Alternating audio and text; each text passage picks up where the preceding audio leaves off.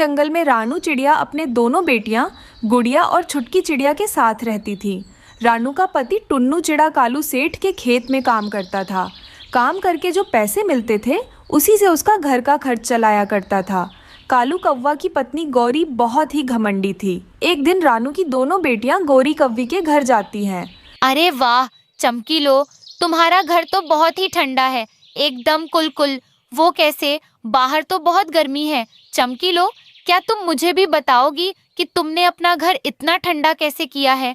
मैं भी घर जाकर अपनी माँ को बताऊंगी। अरे गुड़िया, हम अमीर पक्षी हैं। हमारा घर जैसा तेरा घर कभी नहीं हो सकता। हमारे पूरे घर में हर एक कमरे में एसी लगा हुआ है।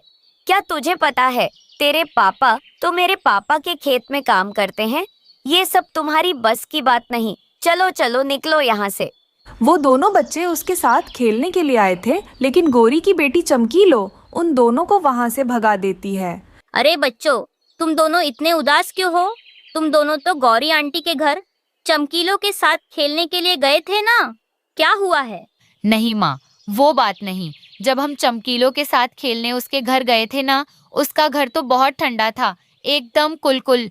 जब मैंने चमकीलो से पूछा, जब चमकीलो ने बताया था कि उसके पूरे घर में एसी लगी हुई है। माँ, आप पापा से कह देना कि हमारे घर में भी एसी लगाए, क्योंकि हम दोनों को बहुत गर्मी होती है माँ। अरे बच्चों, तुम दोनों ये कैसी बातें कर रहे हो? तुम दोनों को पता है ना कालू अंकल कितने अमीर हैं। हम सबको 2 वक्त की रोटी मिल जाती है, वही बड़ी बात है। अब जाओ, तुम दोनों जाकर कुछ खा लेना। तभी टुन्नू चिड़ा घर आता है और रानू चिड़िया से कहता है, अरे रानू, तुम बच्चों को क्यों डांट रही हो? क्या किया है मेरे बच्चों ने, जरा मुझे भी बताओ। टुन्नू जी, हमारे बच्चे आजकल हर चीज के लिए बहुत जिद कर रहे हैं। आज उन्होंने गौरी के घर में एसी देखा और एसी लगवाने की जिद कर रहे हैं। मैं क्या करूं टुन्नू जी, मैं तो तंग आ चुकी हूँ इनकी फरमाइश सुन सुनकर। रानू, इसमें तुम्हारा और बच्चों का क्या गलती है? सारी गलती तो मेरी है। मैं ही मजबूर हूँ, जो कमाता हूँ वो सब पैसे दो वक्त की रोटी खाने में ही लग जाते हैं। टुन्नू जी, आप भी ना बच्चे हैं, कुछ भी बोल देते हैं। आप बच्चों की बातें दिल पे ना ले। ऐसे ही कुछ दिन बीत जाते हैं। एक दिन कालू कौवा अपने खेत पर आ रहा था, तभी वहाँ से गुजरता हुआ चील कालू कौवा पर हमला कर देता है। चील कालू कौवे को मार रहा था, तभी वहाँ से गुजरता हुआ टुन्नू देख लेता है और आकर सीधा कालू को बचाने लगता है।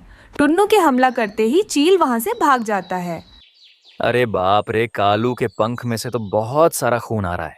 कालू को तो तुरंत अस्पताल ले जाना होगा। ऐसा कहकर टुन्नू एक बड़े से टोकरी में कालू को रखकर तुरंत अस्पताल ले जाता है। कुछ देर इलाज करने के बाद कालू को होश आता है।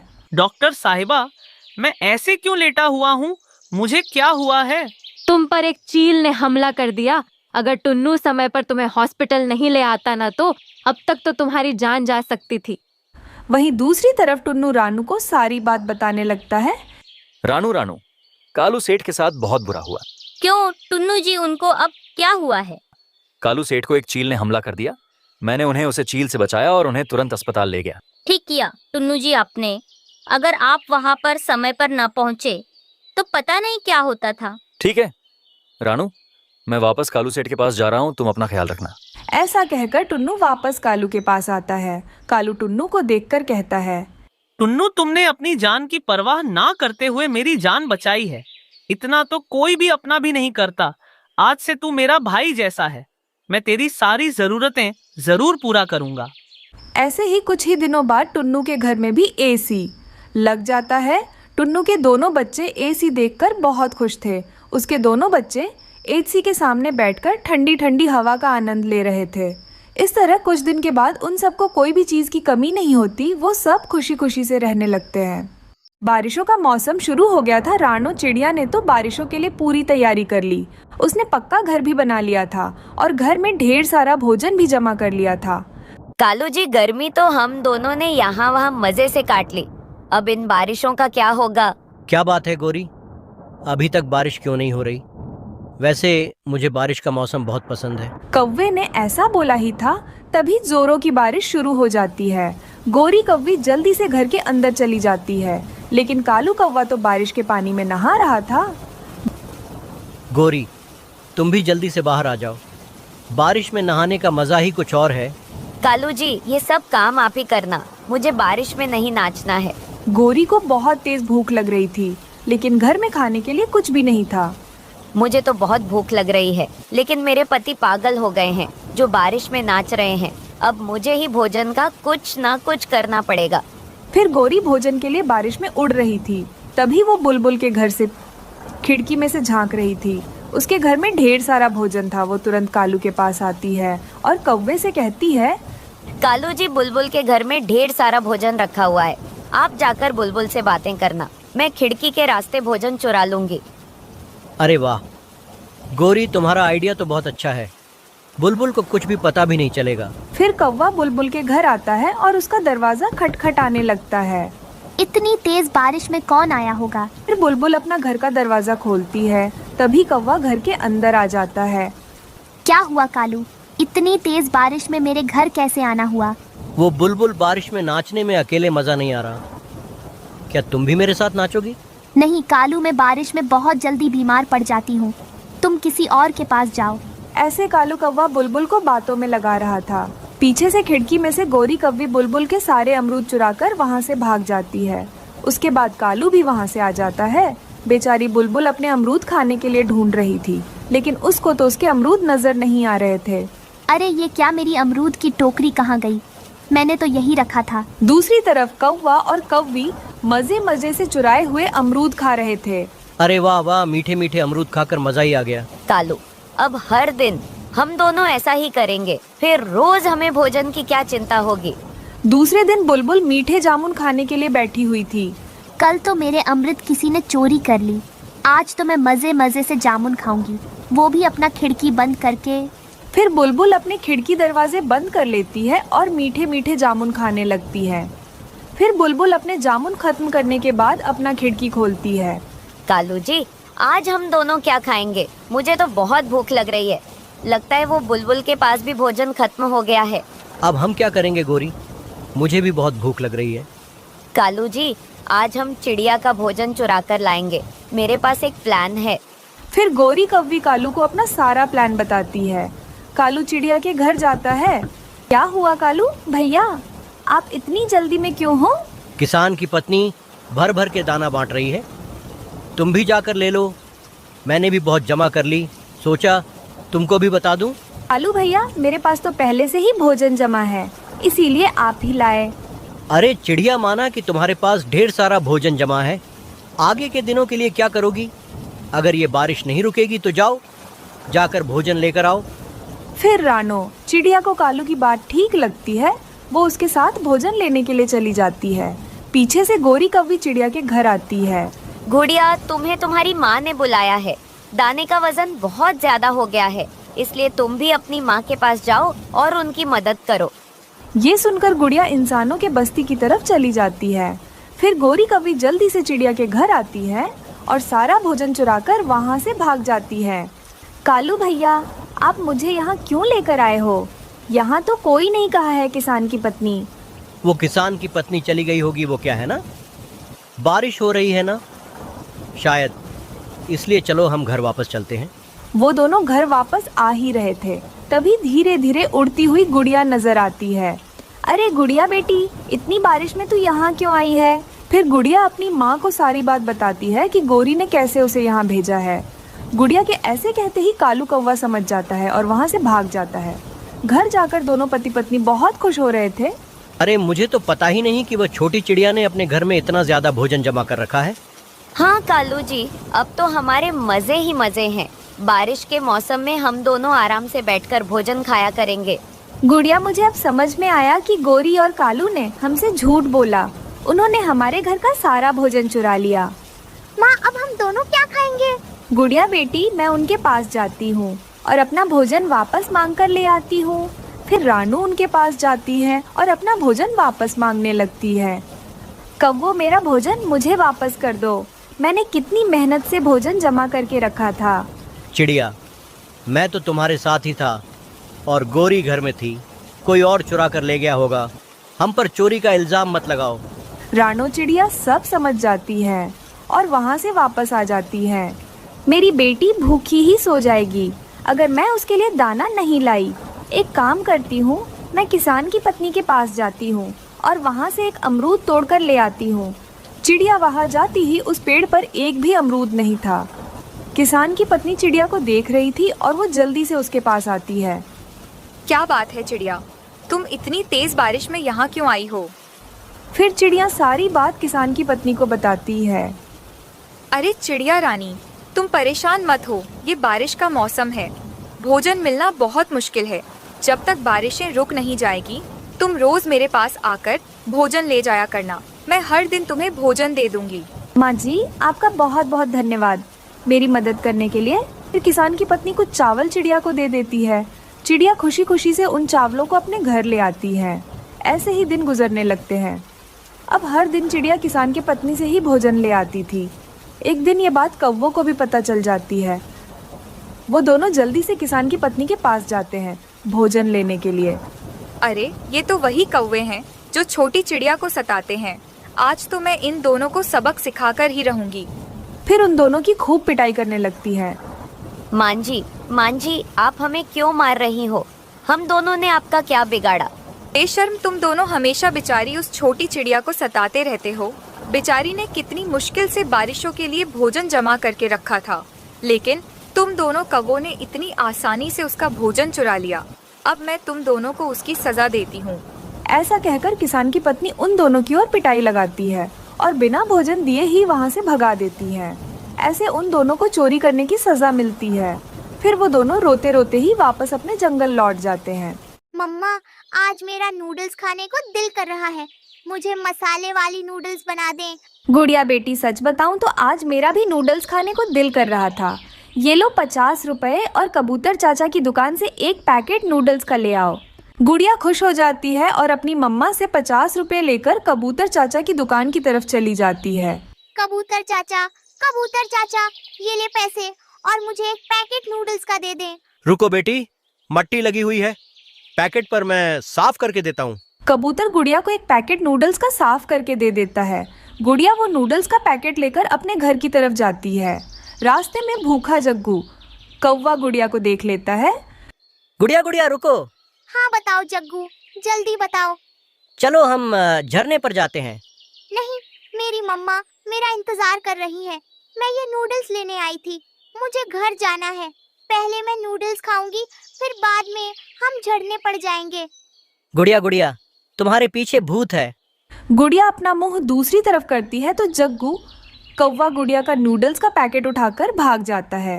गंदा जग्गू कौवा, जग्गू गंदा है। गुड़िया रोती हुई अपने घर चली जाती है। मम्मा, मैं ये नूडल्स का पैकेट गुड़िया से छीन कर लाया हूँ। मुझे जल्दी से ये नूडल्स बना दें। जग्गू बेटा, वो चिड़िया फिर रोती हुई आ जाएगी। जब वो आएगी तो आप उसे डांट कर भगा देना। आपसे तो सब डरते हैं। पता है मेरे बेटे को कि मुझसे सब डरते हैं। अच्छा, तुम मुंह हाथ धो लो, मैं नूडल्स बनाती हूँ। मम्मा, वो जग्गू का बच्चा आज फिर मेरा नूडल्स का पैकेट छीनकर भाग गया है। गुड़िया बेटी, कई बार कहा है उस दुष्ट कौवे से दूर रहा करो, क्यों उसके पास जाती हो? पति जी, मैंने यहाँ एक नूडल्स का पैकेट रखा था, वो कहाँ है? वो तो मैंने रानो चिड़िया की बेटी गुड़िया को दे दिया है। वो पैकेट तो एक्सपायर हो गया था मैंने, इसलिए तो वो पैकेट यहाँ रखा हुआ था। अब जल्दी से जाओ, ये फ्रेश माल से नूडल्स का पैकेट ले जाओ और चिड़िया को दे आओ। कहीं चिड़िया वो एक्सपायर्ड नूडल्स ही ना बना ले। कबूतर अपनी पत्नी से नया नूडल्स का पैकेट लेता है और जल्दी से चिड़िया के घर की तरफ जाता है। अच्छा बेटी, अब चुप कर जाओ, मैं कल आपको बना दूंगी नूडल्स। जी कबूतर भैया, क्या बात है? चिड़िया बहन, माफ करना, जो नूडल्स का पैकेट अभी अभी गुड़िया लेकर आई है वो मुझे दे दो और तुम ये नया पैकेट रख लो। ऐसे कहते हुए कबूतर चिड़िया को नया नूडल्स का पैकेट दे देता है। कबूतर भैया, वो नूडल्स का पैकेट तो गुड़िया से जग्गू कौवा छीन कर ले गया, इसीलिए तो वो बेचारी रो रही है। चिड़िया, वो नूडल्स एक्सपायर्ड थी, मुझे नहीं पता था, वो तो मुझे तुम्हारी भाभी ने बताया। अच्छा, तो मैं अब भी जाकर गोरी को बताती हूँ। चिड़िया अपने घर जाती है। मम्मा, आप कहाँ जा रही हो? गुड़िया बेटी, मैं अभी आती हूँ। मैं भी आपके साथ जाऊंगी। रानो, चिड़िया गोरी कवि के घर के दरवाजे पर दस्तक दे रही थी। गोरी गोरी दरवाजा खोलो। वो आ गई है चिड़िया, तुम जल्दी जल्दी से नूडल्स खत्म कर लो। जग्गू एक ही बार में सारी नूडल्स उठाकर खा लेता है और मसाले वाला पानी पी लेता है। गोरी गोरी दरवाजा खोलो। रुको रुको चिड़िया, क्या दरवाजा तोड़ दोगी? गोरी, वो नूडल्स का पैकेट जो जग्गू गुड़िया से छीन कर लाया है वो एक्सपायर है, उसे जग्गू को बनाकर मत देना। चिड़िया, मगर जग्गू ने तो वो नूडल्स खा ली है। गुड़िया हंसने लग जाती है। अच्छा ही हुआ जो जग्गू वो नूडल्स मुझसे छीन कर ले आया। अंदर से जग्गू के रोने की आवाज आती है। मम्मा मम्मा जल्दी अंदर आओ, मेरे पेट में बहुत दर्द हो रहा है मम्मा, मैं मर जाऊंगा। वही हुआ जिसका मुझे डर था। गोरी घर में जाती है। जग्गू बेटा कहाँ है दर्द? मम्मा यहाँ यहाँ है। गोरी, तुम जग्गू के पास ही बैठो, मैं अभी बुलबुल को बुलाकर लाती हूँ।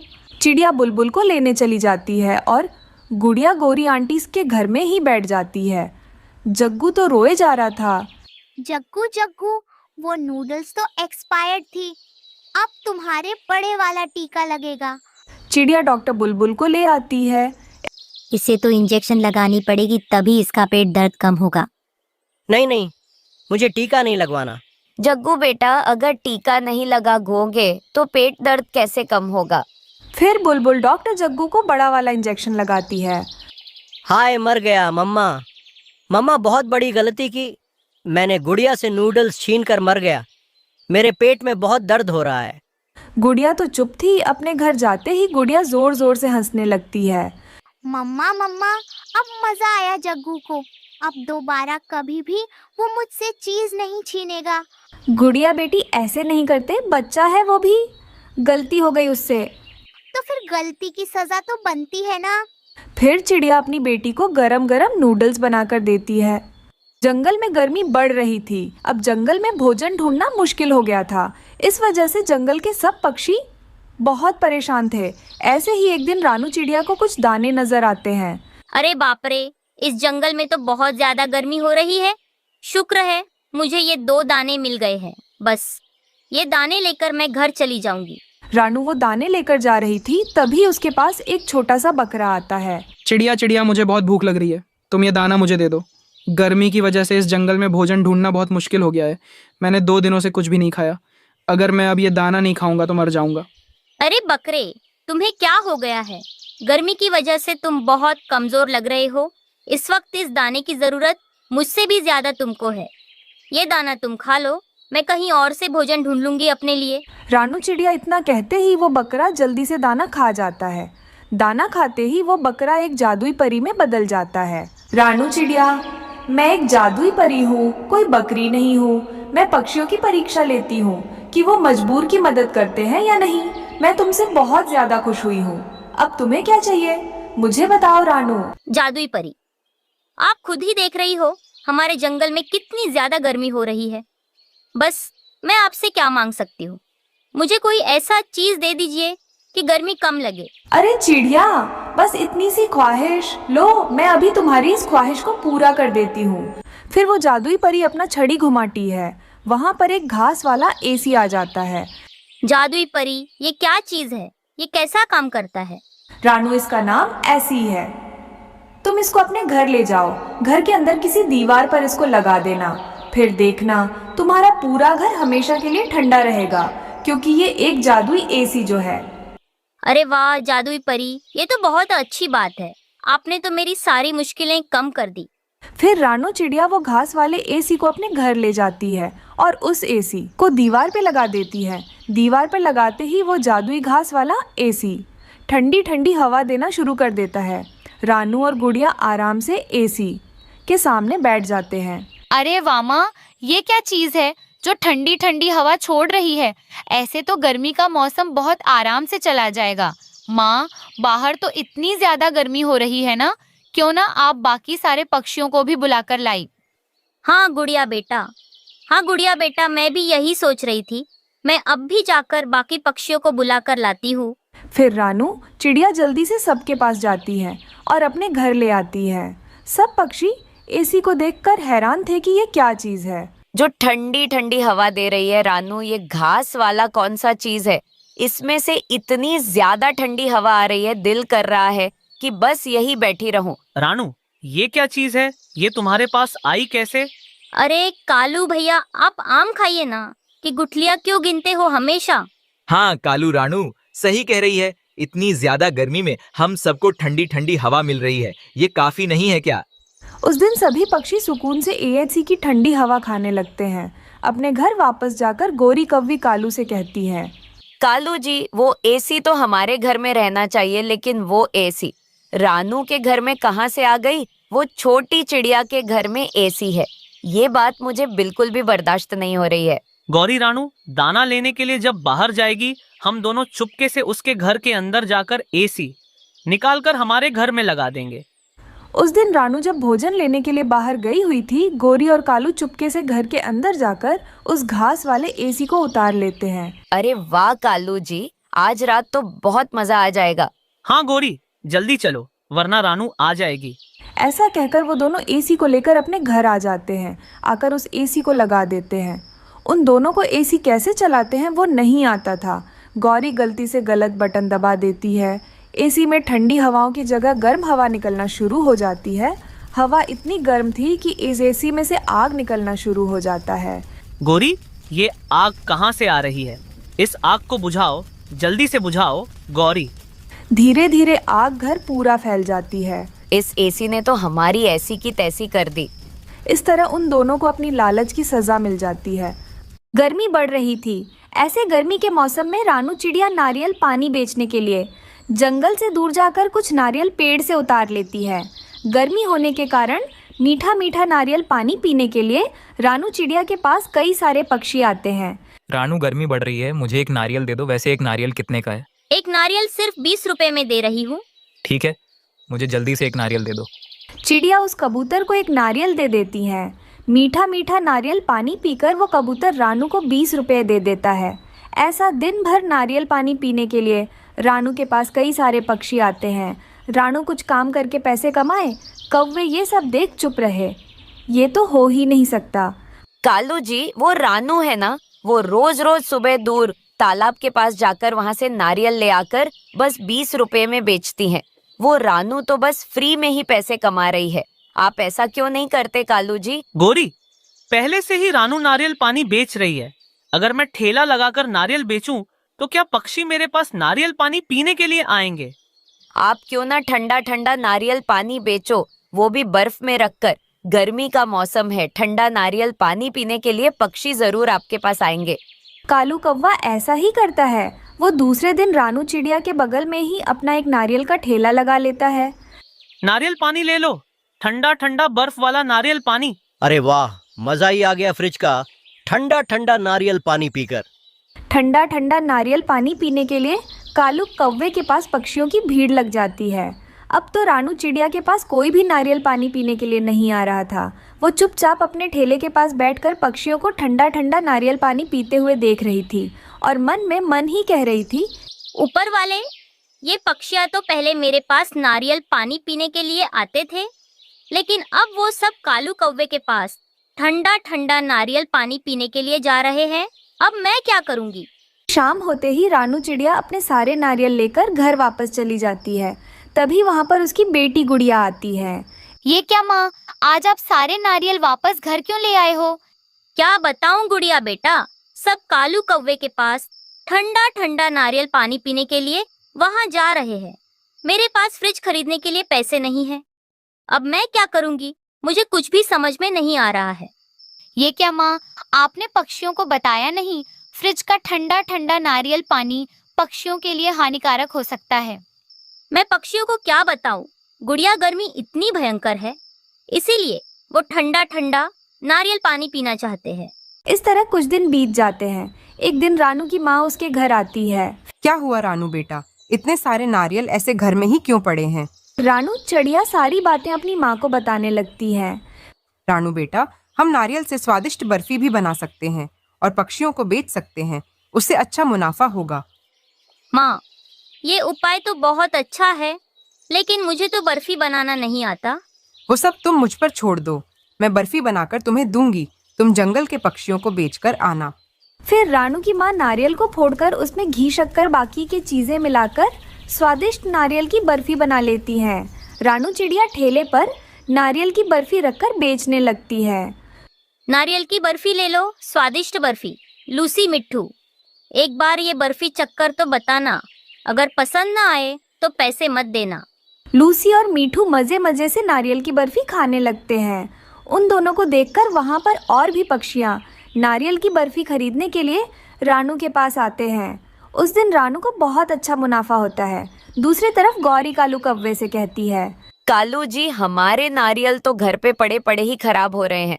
आप 4 दिनों में बस एक बार ही नारियल पानी बेचने के लिए जाते हो। गौरी, अब तो वो रानू भी नारियल का पानी नहीं बेच रही है, इसलिए मैं 4 दिन का मुनाफा एक दिन में कमा लेता हूँ और मैं खराब नारियल के पानी में बर्फ मिलाकर पक्षियों को पीने के लिए दे देता हूँ। अरे वाह कालू जी, आप तो बहुत ही स्मार्ट हो मेरे सुंदर पति। 2 दिनों बाद कालू कौवा नारियल पानी का ठेला लगा लेता है। नारियल पानी पीने के लिए उसके पास एक चील आता है। ओए कालू, मुझे मीठा ठंडा ठंडा नारियल पानी तो देना। कालू कौवा सड़ा हुआ नारियल के पानी में बर्फ मिलाकर चील को दे देता है। चील वो नारियल का पानी पीते ही उसको फेंक देता है। छी छी, गंदे कौवे, ये तो गंदा पानी है, ये तो नाली जैसा पानी है। तू पक्षियों को नारियल पानी के नाम पे ये गंदा पानी पिलाता है। अभी तुझे मैं बताता हूँ। ऐसा कहकर वो चील कालू कौवे के ठेले को तोड़कर कालू की अच्छे से जमकर पिटाई करता है। इस तरह कौवे को अपने दुष्ट कामों का सजा मिलता है। एक जंगल था। उस जंगल में हमेशा पानी की किल्लत होती थी। उस जंगल में गोरी और कालू के पास पानी का मोटर था जिसमें से पानी आता था। अक्सर उस जंगल के पक्षियों कालू और गोरी के पास कुछ दानों के बदले पानी ले लिया करते थे। अरे कालू जी, इस बार तो बहुत गर्मी पड़ रही है। अब तो सारी जंगल में पानी सूख चुका है। कालू जी, इस बार हम लोग पानी बहुत महंगे दाम में बेचेंगे। हाँ गौरी, तुम सही कह रही हो। ऐसे ही करेंगे, आने दो उन पक्षियों को पानी के लिए। अब जंगल में हर नदी में पानी सूख गया था, जिसके कारण एक जगह पक्षियां जमा हो जाते हैं। अरे दोस्तों, आज सुबह सुबह ही जंगल में सारा पानी खत्म हो गया है। अब हम क्या करेंगे? हरी तोती, इसमें नया कुछ नहीं है। हमारे जंगल में ऐसा पहले भी होता था। दोस्तों, अब हम यहाँ क्यों खड़े हैं? जल्दी से कालू और गोरी के पास जाकर उसके पानी के मोटर में से पानी ले लेते हैं। फिर सब पक्षियां अपने अपने मटके लेकर कालू और गौरी के पास चले जाते हैं। क्या बात है पक्षियों, क्या जंगल में अब फिर से पानी खत्म हो गया है? हाँ कालू, हम सब तुमसे पानी लेने के लिए यहाँ आए हैं। वो दुष्ट कौवा पक्षियों के इतने सारे मटके देखकर मन में मन ही सोचता है, अरे वाह, ये सही वक्त है इनको लूटने का। अभी मैं इन सब की मजबूरी का फायदा उठाता हूँ। क्या हुआ कालू कौवे, आज तुमको हमें पानी देने का बिल्कुल भी इरादा नहीं लग रहा है? पक्षियों, तुम सबको पानी तो मिल जाएगा, लेकिन इस बार तुम सबको कुछ दाने बढ़ाकर मुझे देने पड़ेंगे। तो कालू भैया, आप इतनी देर से यही सोच रहे हो? इतने सारे मटके देखकर आपको लालच आ गया है, इसीलिए आप हमसे और भी ज्यादा दाने मांग रहे हो। हाँ, कालू कौवे रानू बिल्कुल सही कह रही है। हमारे मटके देखकर तुमने दाने बढ़ा दी हैं। हाँ, अब से मैं ऐसा ही करूँगा। तुम सबको पानी लेना है तो लो, वरना मुझे तो पानी की कोई कमी नहीं है। अरे पक्षियों, तुम लोगों को पानी चाहिए तो रुको, वरना यहाँ से चले जाओ। छू छू मत करो। फिर सभी पक्षी कालू कौवे से अपने मटके भरवाकर घर चले जाते हैं। उस दिन कालू और गौरी भी अपने घर पानी ले जाने की सोचते हैं और अपना मटका भरने लगते हैं, लेकिन अचानक से मोटर में से पानी आना बंद हो जाता है। अरे ये क्या, इस मोटर में से पानी क्यों नहीं आ रहा है कालू जी? हाँ गौरी, लगता है कलुआ कौवे को बुलाकर इसको अच्छे से दिखाना होगा। फिर कुछ देर बाद कलुआ कौवा मोटर ठीक करने के लिए कालू कौवे के पास आ जाता है। कालू, मैं अभी इसको चेक करके बताता हूँ, आखिर इस मोटर क्यों नहीं चल रहा है। फिर कलुआ कौवा पूरा मोटर चेक करने के बाद कालू कौवे से कहता है, कालू, तुम्हारा पानी का मोटर बहुत कमजोर हो गया है। अभी इसको किसी और को बेच दो, वरना तुम्हारा बहुत ही ज्यादा नुकसान हो जाएगा। अच्छा ऐसी बात है, फिर मैं आज ये मोटर किसी और को बेच दूंगा। जंगल के सारे पक्षियों को पानी की अभी बहुत जरूरत है, कोई ना कोई खरीद लेगा। फिर कलवा कौवा ऐसा कहकर वहां से चला जाता है। फिर कालू कौवा तुरंत अपने घर जाता है, जाकर गोरी को सारी बातें बताने लगता है। अरे कालू जी, आप एक काम करें, इस पानी का मोटर को रानू को बेच दे। हाँ गौरी, तुम्हारा उपाय तो बहुत अच्छा है। मैं अभी रानू के पास जाता हूँ। ऐसा कहकर कालू कौवा जल्दी से रानू चिड़िया के घर जाता है। क्या बात है कालू भैया, क्या कल से आप पानी और भी महंगा करने वाले हो? क्या यही बताने आए हो? अरे नहीं नहीं रानू, मैं तो चाहता हूँ पानी के मोटर को तुम मुझसे खरीद लो। वैसे भी तुमको पानी की बहुत जरूरत है, वैसे मुझे दानों की बहुत जरूरत है, इसीलिए मैं मोटर तुम्हें बेच रहा हूँ। तुम चाहो तो मुझसे पानी वाला मोटर खरीद सकती हो। अरे वाह, ये तो बहुत अच्छी बात है। मैं इस कालू से मोटर खरीद लूंगी, फिर हम सब पक्षियों को पानी के लिए आसानी होगी। ठीक है कालू, मैं तुमसे दानों के बदले मोटर खरीद लेती हूँ। फिर कालू कौवा रानू को मोटर बेचकर अपने घर वापस आ जाता है। गौरी कालू बहुत खुश हो रहे थे। अच्छा हुआ पानी वाला मोटर खराब होने से पहले ही बिक गई। अगर वो पूरी तरह खराब हो जाती तो मुझसे कोई नहीं खरीदता।